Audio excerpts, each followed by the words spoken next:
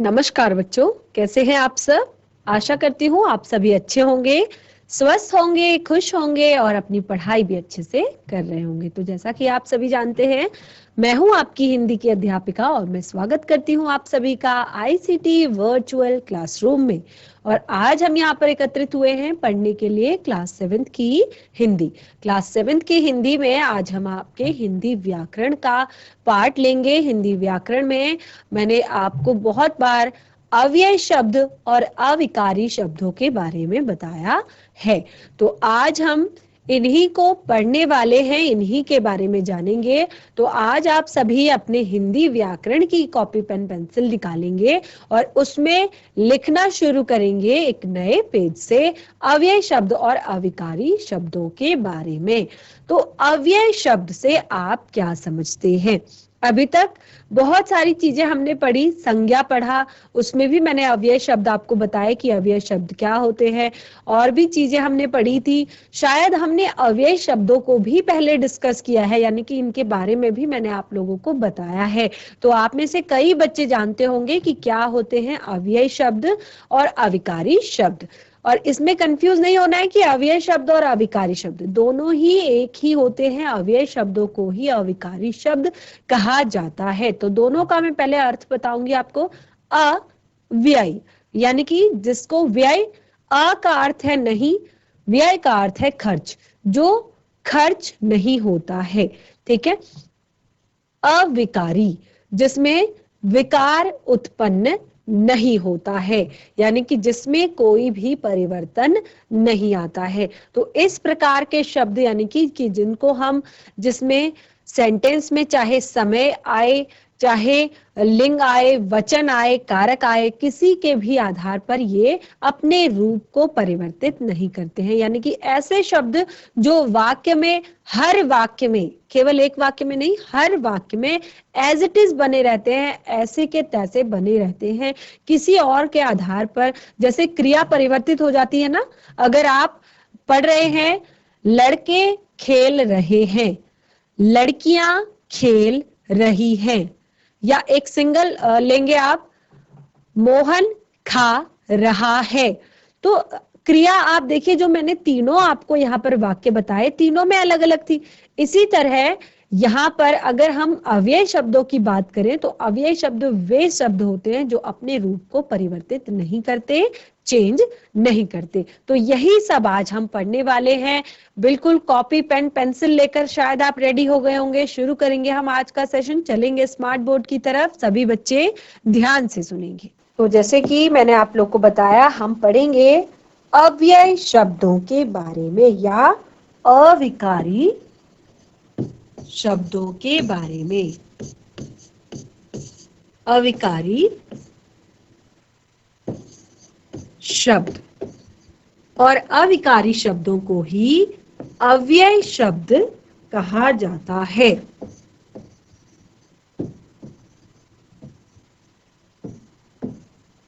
ठीक है, अविकारी शब्दों को ही अव्यय शब्द कहा जाता है।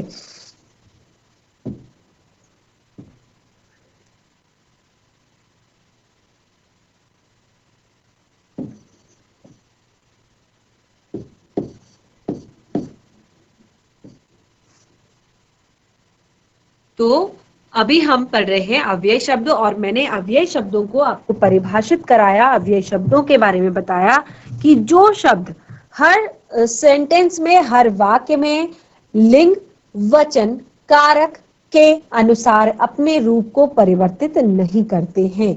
वो भूतकाल में पढ़े जाएं, वर्तमान काल में पढ़े जाएं, भविष्य काल में पढ़े जाएं, बिल्कुल एज इट इज बने रहते हैं हर वाक्य में, हर काल में। ठीक है। तो ऐसे शब्दों को हम अविकारी शब्द या अव्यय शब्द कहते हैं। तो जैसे कि मैं आपको कुछ यहाँ पर कुछ वाक्य जैसे लिखवाऊंगी, वो मैंने आपको बताए थे वाक्य कि मोहन खा रहा है, मोहन खा रहा है, बच्चे खेल रहे हैं। तो आप देख रहे हैं क्रिया चेंज हो रही है, क्रिया क्रिया परिवर्तित हो रही है, लेकिन अविकारी शब्द जो है वो परिवर्तित नहीं होते हैं। तो क्या होते हैं अविकारी शब्द? सबसे पहले हम इनकी परिभाषा लिखेंगे, परिभाषा से इनको जानेंगे, फिर उदाहरणों से समझेंगे। तो अपनी कॉपी में बिल्कुल हेडिंग डाल लीजिए, परिभाषा।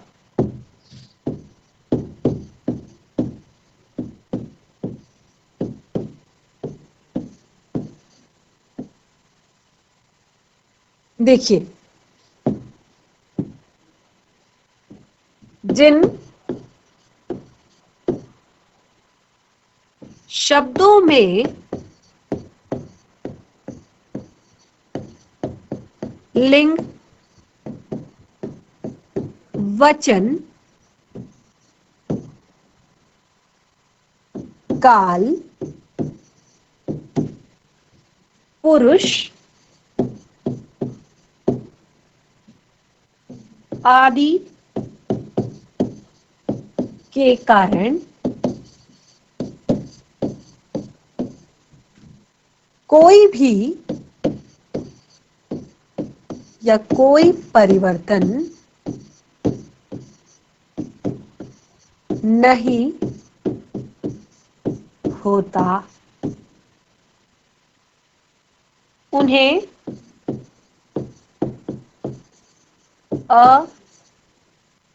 अविकारी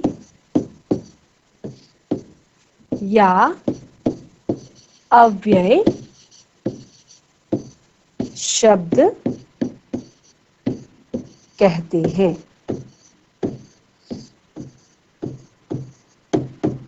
ठीक है, तो इस तरह की परिभाषा को पहले आप अपनी कॉपी में लिखेंगे कि जिन शब्दों में लिंग, वचन, काल, पुरुष आदि के कारण कोई परिवर्तन नहीं होता, उन्हें अविकारी शब्द या अव्यय शब्द कहते हैं। तो कौन कौन से अव्यय शब्द होते हैं, अविकारी शब्द होते हैं, ये हम यहाँ पर आपको बताएंगे। पहले आप इस तरह की परिभाषा लिखिए। देखिए, अव्यय शब्दों का अर्थ होता है जिसका कुछ भी व्यय ना हो। जैसे देखिए, अगर मैं अविकारी यहां पर लिखूं, अविकारी, ठीक है, तो अविकारी, अ क्या है? शब्दांश है। अ क्या है? शब्दांश है। और विकारी जो है, विकार जो है वो शब्द है, या विकारी जो है वो शब्द है। क्या है? शब्द। आपने उपसर्ग और प्रत्यय के बारे में सुना होगा, तो बिल्कुल ये उसी तरह से यहाँ पर बना हुआ है। अ और विकारी दो शब्दों से मिलकर बना है। यहाँ पर अ शब्दांश जुड़ा है और विकारी जो है वो मूल शब्द है। और इसमें देखिए, इसका जो अर्थ होता है, ये दो शब्दों से मिलकर बना है, अ शब्दांश और विकारी शब्द। ठीक है, इससे मिलकर बना है, मिलकर बना है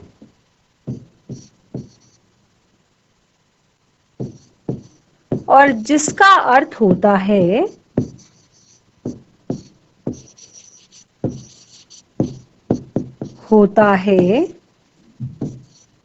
विकार का अर्थ होता है परिवर्तन। ठीक है, अ का अर्थ होता है नहीं, कोई परिवर्तन नहीं होगा। विकार का अर्थ होता है परिवर्तन। तो जिसमें कोई भी विकार यानी कि परिवर्तन ना हो, जिसका अर्थ होता है परिवर्तन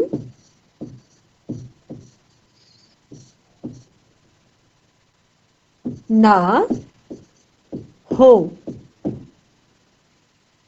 ठीक है, परिवर्तन ना हो, और जो लिंग, वचन, पुरुष से प्रभावित ना हो। चाहे वाक्य में लिंग परिवर्तित हो जाए, वचन परिवर्तित हो जाए, चाहे काल कोई और हो, वहां पर इन शब्दों पर कोई भी प्रभाव नहीं पड़ता है। ये अपने रूप में कोई भी अंतर नहीं लेकर आते हैं, एज इट इज बने रहते हैं इसी तरह। और इन्हीं शब्दों को अविकारी शब्द कहा जाता है। और मैंने अव्यय शब्द भी यहाँ पर लिखा है, तो अव्यय के भी बारे में जान लेते हैं। देखिए, अव्यय, अव्यय यानी कि जिसका कुछ भी व्यय ना हो, जिसका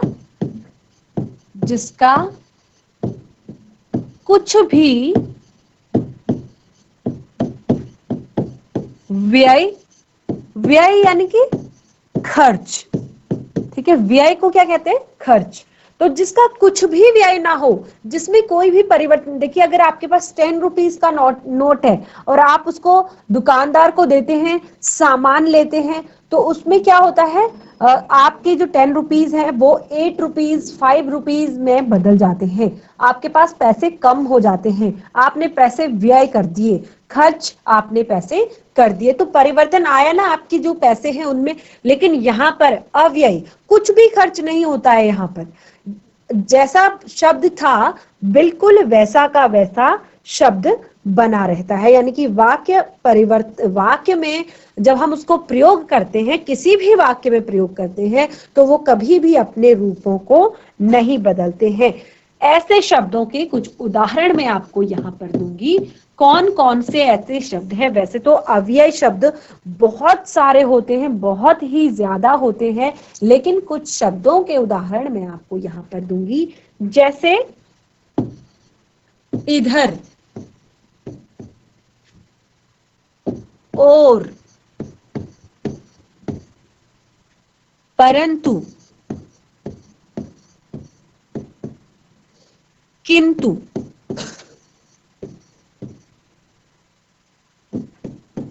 आदि। और भी बहुत सारे अव्यय शब्दों को जब हम आगे पढ़ेंगे अभी, क्योंकि अव्यय शब्द कोई एक बहुत बड़ा टॉपिक है, इसको आप बिल्कुल शांति पूर्वक पढ़िए, ध्यान पूर्वक पढ़िए, तो बहुत सारी चीजें आपको इस टॉपिक में, इस पार्ट में सीखने को मिलने वाली है। ठीक है, तो उदाहरणों में हमने ये लिखा, और परिभाषा हमने लिखी, जिन शब्दों में लिंग, वचन, काल, पुरुष आदि के कारण कोई भी परिवर्तन नहीं होता है, उसे हम अविकारी शब्द या अव्यय शब्द कहते हैं। और अविकारी शब्दों को ही अव्यय पद भी कहा जाता है। ठीक है, अविकारी शब्दों को ही अव्यय पद भी कहा जाता है। अभी यहाँ पर अव्यय के भेद मैं आप लोगों को बताऊंगी। अव्यय के भेद, अव्यय के भेद, क्योंकि बहुत सारे तरह के अव्यय होते हैं, तो उसी के आधार पर यहाँ पर अव्यय को 5 भेदों में बांटा गया है। अव्यय को 5 भेदों में बांटा गया है। तो कौन कौन से 5 भेद हैं, उन्हें आप लिख लीजिए। देखिए, सबसे पहला भेद है क्रिया विशेषण।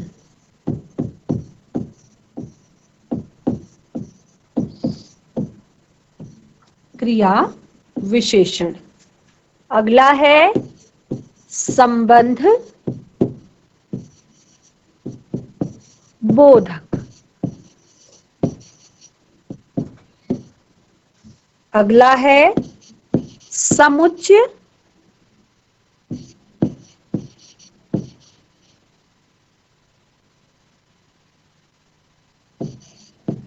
बोधक।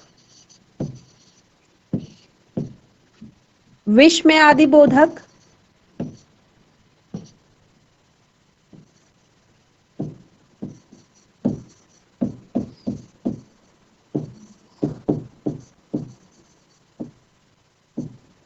अगला है निपात।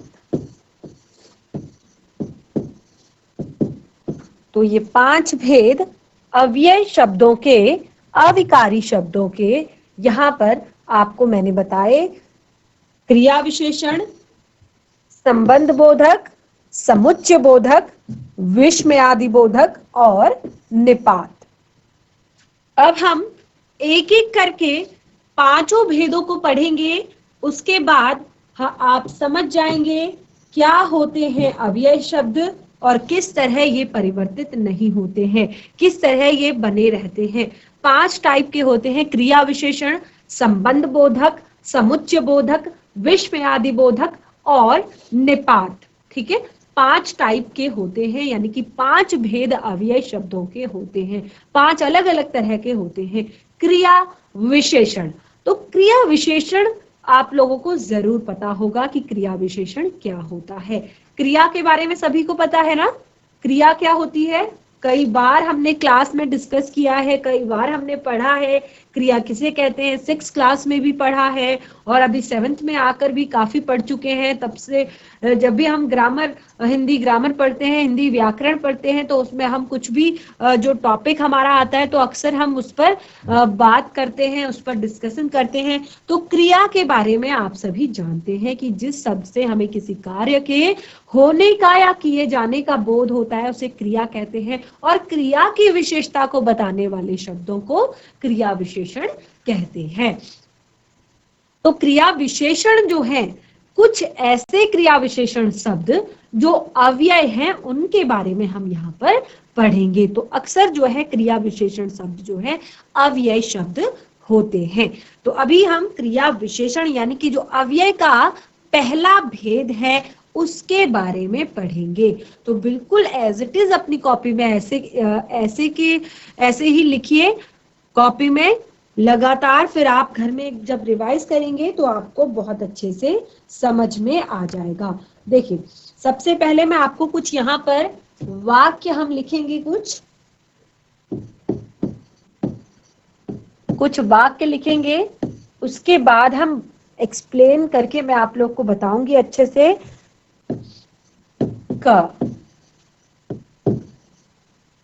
आयुष इधर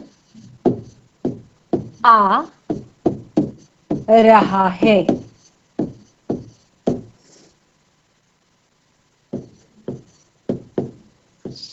मदन अधिक बोलता है।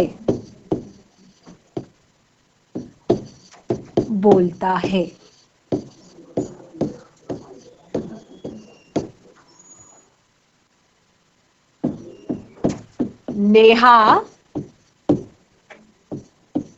प्रतिदिन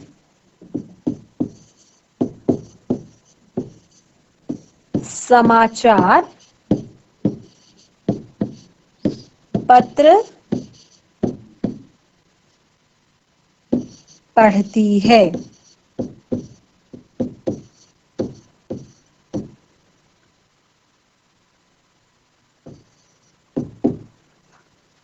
श्रेया धीरे धीरे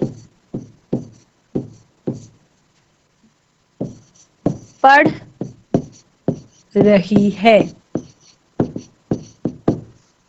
हमने यहाँ पर 4 वाक्य लिखे हैं। ठीक है, सबसे पहले आयुष इधर आ रहा है, मदन अधिक बोलता है, नेहा प्रतिदिन समाचार पत्र पढ़ती है, श्रेया धीरे धीरे पढ़ रही है। तो यहाँ पर जो आपके वाक्य हैं, इन वाक्यों में इधर, अधिक, प्रतिदिन, धीरे धीरे, ये क्या है? आपके क्रिया की विशेषता को बता रहे हैं। यानी कि आयुष इधर आ रहा है, अगर मैं सीधे सीधे लिखूं आयुष आ रहा है तो ये भी क्रिया हो रही है, लेकिन आयुष इधर आ रहा है यानी कि क्रिया की विशेषता को यहाँ पर बताया जा रहा है। तो ये आपका जो अव्यय शब्द यहाँ पर प्रयोग हुआ है ये है इधर, और ये कौन सा अव्यय शब्द है? ये क्रिया विशेषण अव्यय शब्द है, यानी कि क्रिया की विशेषता को भी ये बता रहा है, इसलिए इसे क्रिया विशेषण अव्यय शब्द कहा है। मदन अधिक बोलता है, मदन बोलता है केवल अगर हम लिखेंगे तो क्या होगा? मदन बोलता है। ये केवल क्रिया है, लेकिन मदन अधिक बोलता है। ये है आपकी क्रिया विशेषण। क्रिया की विशेषता को यहाँ पर बताया जा रहा है। और अधिक शब्द जो है ये आपका अव्यय शब्द है, अविकारी शब्द है। देखिए अभी मैं आपको इसमें कैसे बताऊं अविकारी शब्द है या अव्यय शब्द है। यहाँ पर मैंने मदन शब्द का प्रयोग किया है। तो मदन क्या है, स्त्रीलिंग है या पुल्लिंग है? मदन आपका पुल्लिंग है, ठीक है। तो मदन अधिक बोलता है, यहाँ पर ये पुल्लिंग के लिए यूज किया है, पुल्लिंग के लिए इसका प्रयोग किया है। लेकिन अगर मैं सीधे सीधे लिख दूं गीता अधिक बोलती है, तो यहाँ पर क्रिया परिवर्तित हो जाएगी, क्रिया चेंज हो जाएगी। बोलता है शब्द जो है वो बोलती है हो जाएगा, लेकिन अधिक शब्द जो है, क्रिया विशेषण अव्यय शब्द जो है वो परिवर्तित नहीं होगा, ठीक है। इसीलिए ही इसको कहा है कि अव्यय शब्द जो होते हैं, अविकारी शब्द जो होते हैं, वो कभी भी लिंग वचन काल पुरुष के आधार पर परिवर्तित नहीं होते हैं। वचन अगर मैं लिखूं बच्चा अधिक बोलता है, एक बच्चे के बारे में लिखूंगी बच्चा अधिक बोलता है, और बच्चा केवल एक वचन है, सिंगुलर है। अगर मैं बोलूं बच्चे अधिक बोलते हैं, तो देखिए चारों सेंटेंस, चारों वाक्य जो मैंने आपको ये वाले बोले, चारों वाक्यों में जो अधिक शब्द है वो किसी भी वाक्य में परिवर्तित नहीं हुआ है, उसमें कोई भी अंतर नहीं आया है, और वो हर वाक्य में बिल्कुल उसी तरह लिखा गया है। तो इसीलिए क्रिया विशेषण अव्यय शब्द वे शब्द होते हैं जो क्रिया की विशेषता को भी बताते हैं, और अव्यय शब्द है तो वो परिवर्तित बिल्कुल भी नहीं होते हैं। तो यहाँ पर जैसे अगला वाला देखिए आप, नेहा समाचार पत्र पढ़ती है। तो नेहा की जगह नेहा स्त्रीलिंग है। अगर मैं यहाँ पर रोहन लिखूं, रोहन प्रतिदिन समाचार पत्र पढ़ता है, तो क्रिया चेंज होगी, लेकिन क्रिया विशेषण शब्द जो है वो परिवर्तित नहीं होगा। तो प्रतिदिन जो है वो भी क्रिया विशेषण अव्यय शब्द है। नेहा समाचार पत्र पढ़ रही है, तो नेहा एक क्रिया हो रही है, लेकिन प्रतिदिन पढ़ती है यानी कि रोज पढ़ती है, तो रोज पढ़ना इसकी विशेषता है, तो इसीलिए ये क्रिया की विशेषता को बता रहा है। अगला है श्रेया धीरे धीरे पढ़ रही है। श्रेया पढ़ रही है, ये आपकी क्रिया हो रही है, लेकिन कैसे पढ़ रही है, धीरे धीरे पढ़ रही है। तो यहाँ पर आपके चार जो शब्द है, कौन कौन से शब्द, इधर, अधिक, प्रतिदिन, धीरे धीरे, ये चारों अव्यय शब्द हैं। और किस तरह के शब्द हैं, क्रिया विशेषण अव्यय शब्द हैं। तो यहाँ पर हमने क्रिया विशेषण अव्यय शब्दों के बारे में जाना कि जो क्रिया की विशेषता को बताते हैं उन्हें क्रिया विशेषण अव्यय शब्द कहते हैं। लेकिन वाक्य जो है वो अलग अलग होते हैं, तो उसी के आधार पर जो क्रिया विशेषण शब्द हैं वो भी अलग अलग तरह के होते हैं, और इसी आधार पर क्रिया विशेषण शब्दों को भी चार उपभेदों में बांटा गया है। ठीक है, पहले आप इतना समझिए कि क्रिया विशेषण क्या है, उसके बाद हम इसके उपभेदों के बारे में जानेंगे। बच्चों, आज हमने अव्यय शब्द और अविकारी शब्दों के बारे में पढ़ा। तो आज का आपका होमवर्क है कि आप जितना भी हमने आज के सेशन में पढ़ा है, आप इसको एक बार घर में रिवाइज कीजिए, आप परिभाषा को याद कीजिए, और आपकी पाठ्य पुस्तिका, अगर आपके पास हिंदी व्याकरण की पाठ्य पुस्तिका है तो उसमें आप खोजिए, आप वाक्य बनाइए, आप जो भी लिखते हैं उसमें देखिए कि क्या अव्यय शब्द हो सकते हैं, कौन कौन से अव्यय शब्द आप प्रयोग करते हैं, उनको आप लिखिए। और उसके बाद हमने क्रिया विशेषण के बारे में जो पढ़ा, इसे भी आप घर में एक बार रिवाइज कीजिए। तो ये है आज का आपका होमवर्क, और आशा करती हूँ कि आज की जो क्लास है वो आपको समझ में भी आई होगी और इंटरेस्टिंग भी लगी होगी। इसी पार्ट को आगे के सेशंस में भी कंटिन्यू करेंगे, आगे बढ़ेंगे, इसी को पढ़ेंगे। तो आज का जो है आप इसे बिल्कुल कंठस्थ कीजिए, अगले सेशन में इससे आगे हम पढ़ेंगे। तो तब तक के लिए धन्यवाद, आपका दिन शुभ हो।